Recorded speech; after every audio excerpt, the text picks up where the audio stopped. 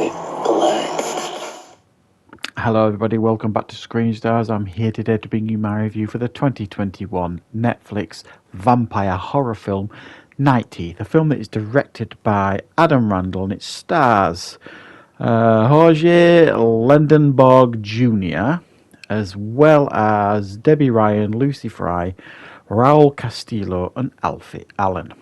Now this film focuses on a character called Benny, who is the younger brother of Raul Castillo's character Jay.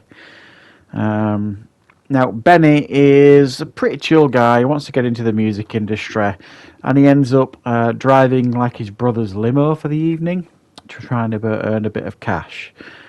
But what he doesn't know is his brother has part of a gang that basically fights vampires in the city and in Los Angeles, and there's been an uneasy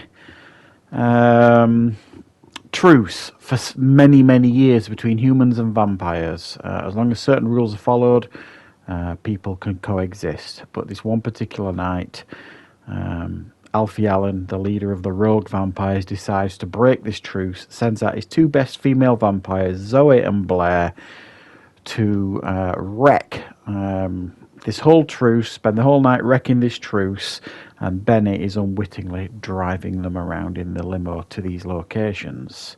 What will happen? Well, you'll have to check it out yourself, the film. Right, what are my thoughts on Night Teeth? Well, vampire films can be really cool, we know this. Is Night Teeth cool? Is it good? Well, whereas I wouldn't describe it as good, I certainly wouldn't describe it as bad either. It's certainly serviceable and watchable, and there are some entertaining parts. It's quite stylized, it's filmed nice, it looks slick. There's some nice, cool young actors in there for the youth of today and all this kind of stuff. And do you know what I was thinking actually watching this? I thought maybe this film's too young for me, maybe. And I was thinking back to vampire films that are now regarded as classics, granted, but at the time they were made for the youth of the day. And I'm thinking Near Dark, Lost Boys, things like that, that were made for the youth of that day, and they were enjoyable for what they were, and have developed into classics. The problem, I think, with this film is 20 years from now, it isn't going to be remembered. It's not going to be thought of as a classic.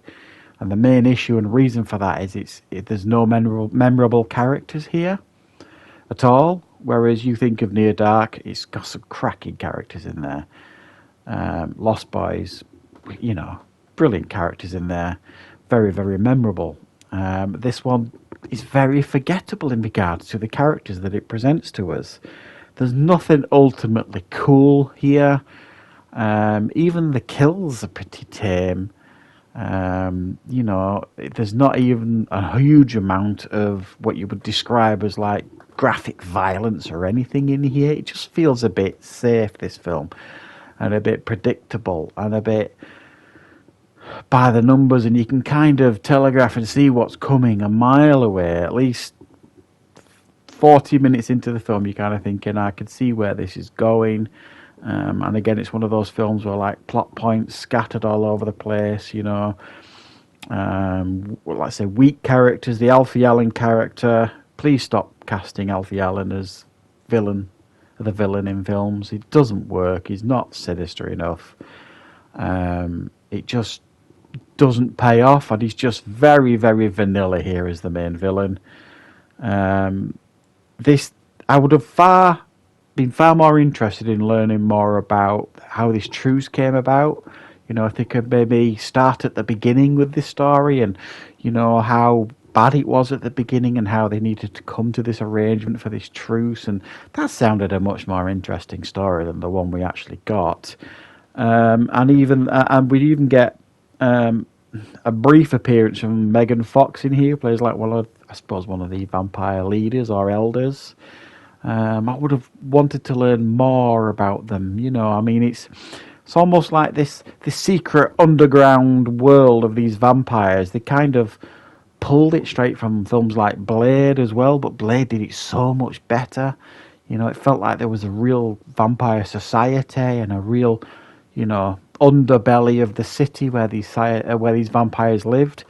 It's almost like these vampires are like living directly in the open and not giving a monkeys, really. There's just everybody, like including the police, were just turning a blind eye.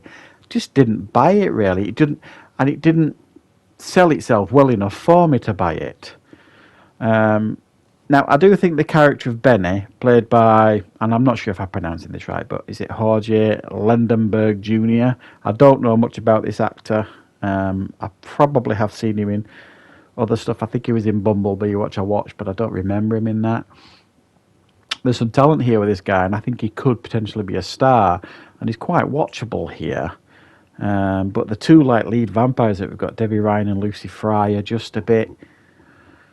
I don't know, they just didn't own the screen for me in regards to their performances, and it was all a bit teeny and romantic. I was about to say comedy then, but it's not a romantic comedy, but it was a bit teeny, and there's this romance thing going on, and yeah, there was just too much here that I just didn't buy, really, in regards to it, and a lot of it's down to poor writing and poorly fleshed out characters and a fairly lackluster, uninteresting story. But there is still some cool stuff to enjoy in some of it, and it's fairly slick, shot nicely, and I think probably someone 25 years younger than me might enjoy it a little bit more than me, potentially. But it's certainly not a great film, and it certainly will not be remembered 20 years from now. So I'm going to give it a 6 out of 10. Certainly watchable. It's not a bad film, but it's a film probably I have no interest in watching again either. So I hope you found this review useful. Thank you very much for watching. I'll be back with plenty more reviews and content on the channel very, very soon.